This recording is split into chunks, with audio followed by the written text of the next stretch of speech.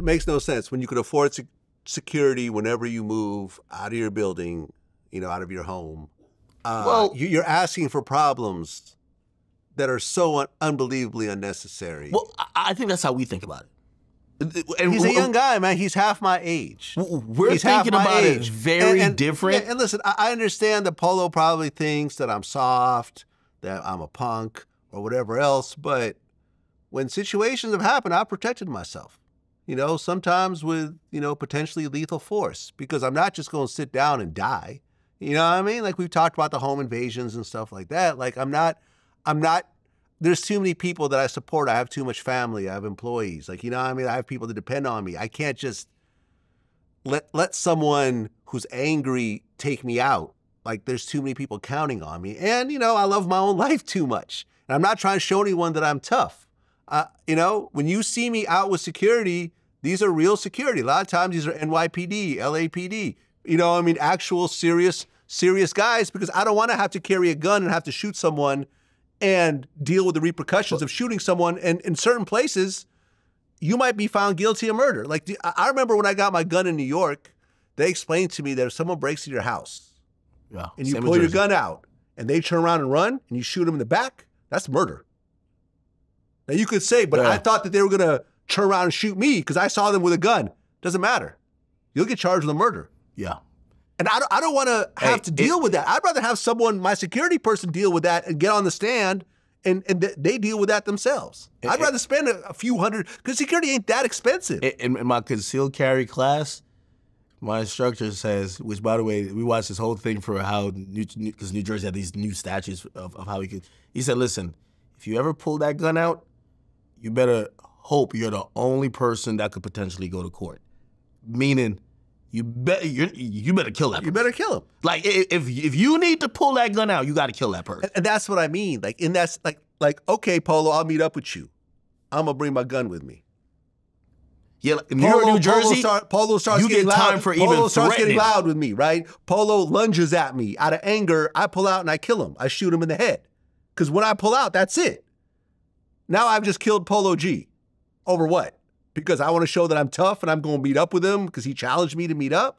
Like, it makes no sense. Vlad, I think this is what incites it, though. This is what you see when rappers think about stuff. Rappers think about me and you like squares. Like, put like this. You see somebody like Meek Mill, right? Meek Mill doesn't think that we're law-abiding, legally carrying citizens who could protect themselves.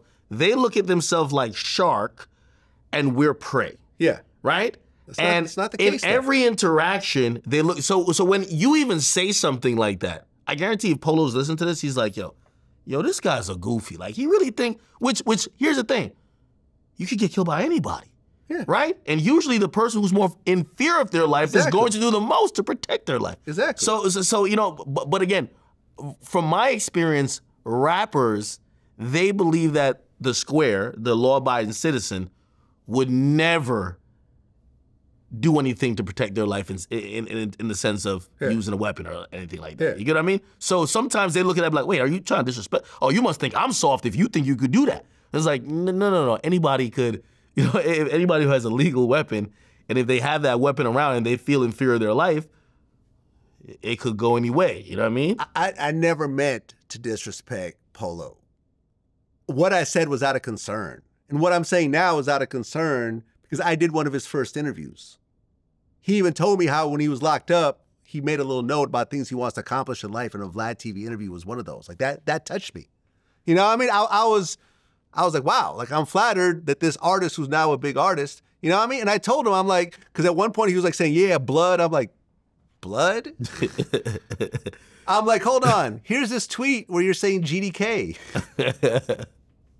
Which to me is crazy as well. First it's gangster disciple killer. Now it's you're a blood. Like, all this is counterproductive. Hey, let me all of it. All of it. Because when you die, everyone's going to be like, man, I wish someone would have told him different. I wish someone would have warned him. And I'm telling him, like, bro, 19 people, all of them black, all of them around your age, have all died. Vlad, thinking that goes in one that ear. the rules don't apply to them. That goes in one ear or the other. And just knowing rappers like Polo G, and let me not say like Polo G, just knowing younger rappers who, you know, they're not also seeing or thinking about the ramifications, how you're breaking it down. Because me and you, we've just seen. They don't see the ramifications that are happening around them right now. Right now. No, they don't. I sat with PNB Rock and we talked about 3 rappers getting robbed in L.A. Yeah. And that was PNB Rock's last interview. He literally said to me, "Yeah, they're gonna try me, but they ain't never gonna rob me." You see what happened. You know, again, you do know what happens with being young is being a little bit, you know, feeling like you're always the exception to the rule, right? Yeah. You're always thinking that, all right, well, everybody else who got, it's like the drug game. Everybody else who got caught was dumb with how they moved. I'm moving different until you get caught. So, you know, the thing is, like, from what I see with Polo G, I think he's learning. But he's one of those people, no matter what you say to him, he's probably gonna take it wrong. When you list those 19 people out, he's probably thinking you're telling him he's gonna die. I said, listen, I'm gonna give you some OG advice. And he said, I would never listen to your advice. You don't come from where I come from. And I'm like, okay, and that's cool. And usually there, you have to cut the conversation. You have to let, you know, they say experience is the greatest teacher in life. You know what I mean? It gives you the test before it gives you the lesson. And, you know, hey, if maybe this charge didn't do it, hey, I don't know how that's going to turn out in New York, but you sitting in front of a judge who don't want to hear nothing. No. Not in New York City. Look at Tory. How did this get there? Look at Tory, a guy that was infatuated with guns, a guy that loved to pull guns out. I remember Adam. There was a situation, and Tory starts arguing about who's going to carry the gun when they come outside. He's got gun tattoos. He pulled out a gun on Dax, I believe. You know what I'm saying? Do I think that Polo... I don't know if that was public. Yeah, no, it's out there. Do I think that Tory purposely tried to shoot Megan? No, I don't think so. He probably said, dance, bitch, which, you know, and probably shot at the ground out of anger. He was probably fighting with the gun. Intoxication. There was intoxication. There was like, I'm pissed off.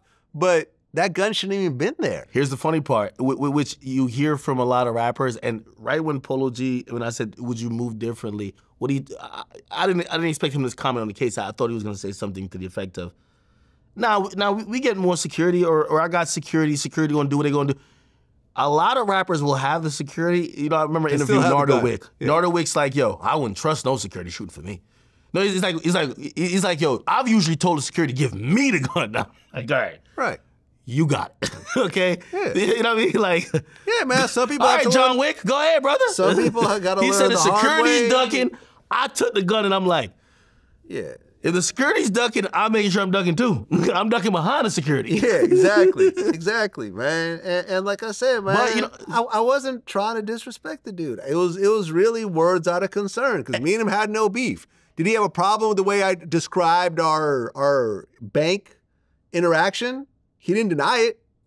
He didn't deny that conversation happened. I think the last part about that is, you know, it goes back to kind of like the Marlon Wayans point. It's easy because me and you had talked in private and you had told me the conversation you had with him. He had messaged me. He said, Ak, what's your number? And I was just like, all right, well, if he's upset at something that was said from you to me, yeah, maybe he's going to be upset at me too. It was nothing of the same. You know, it was just like, yo, hey. I think he got whatever he needed to get out with me. Yeah, and by the time he talked to you, he was already over it. Okay. That's what I think. But I think you get sometimes the brunt of, like, you know, certain frustrated minds, and like, you know, even when and also I think, you know, he's a young artist in the game. He'll realize. I don't think he even recognizes how important your platform is, because I asked him about reconciliation. I said, well, you know, maybe you guys can get on the phone. He was like, I don't care about it. Well, at a point you will. Well, I texted him at one point. I said, listen, bro, let's just let bygones be bygones. Let's do the interview. We could address this shit. He didn't respond. I'm like, all right, cool. You know what I mean? Because I have no beef with him. Like, it was just a simple text back and forth. Nothing happened. He's kind of shy. Nothing happened between me and Polo that would make us enemies on any level, from my point of view. He may feel differently, and I hope he doesn't. Because really, there's real situations that could cause serious animosity. With us, wasn't nothing. I think he felt under attack. He's not that good with doing interviews still. Even I'm telling you, I was interviewing him, and I know obviously, and he admitted, he said, I know you got to ask about certain stuff, but even when I asked about them, like, you know, certain people who are really good at media trained, they'll flip the question, they'll go somewhere else, they'll no comment it. Like, I could tell there was a little bit of uncomfortability. Also, like, you know, when you're interviewing an artist, and he was giving me the Vlad treatment, slightly, which is, hey, I'm in the interrogation room. I'm not saying nothing more than, because sometimes I'll just say something or open to a topic, and I expect them to say something that could bounce off. But you know when they hit you with the, I was here on Wednesday and I did not do anything, and they stop talking, and you're just like, okay, let me just try to keep this interview going. So, you know, I think he's just not there yet. But you know, I pray for him. He clearly, when he showed up to my studio, like he, I don't know where he's in that journey. I've seen a lot of Polo Gs before. Like the guys who really talented. He told me, he said, yo, I'm not leaving my family behind. He had no regret about, you know, maybe some of the family stuff being a distraction. You know, he kind of explained the family stuff also by saying, hey, listen, shit happens sometimes in a family. You just don't see it. And I'm like, hey, not gonna pry too much in that because those could be some other stuff going on. But I was like, you know what? I hope he figures it out. Like, for example, there's a lot of rappers who are gangsters, but also know how to work in this industry. Yeah. Like, if you're too tough, or if you're a gangster and that's who you truly are, and you can't adopt to like this entertainment world, you got to stay on the block. You got to stay in the streets, because you're gonna have to have a persona that's welcoming to fans. That could do interviews. That could sell your product. That's your job.